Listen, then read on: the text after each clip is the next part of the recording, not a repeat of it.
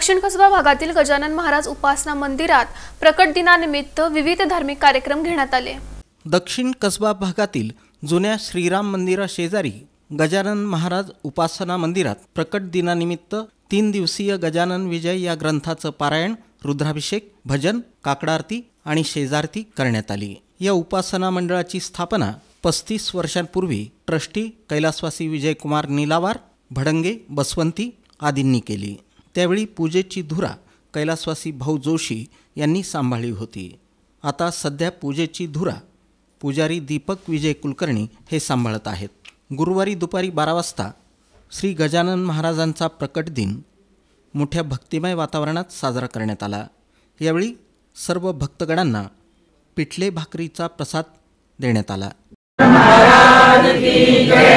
अचिंत्य जगता प्रतिकृती तुझी नको ना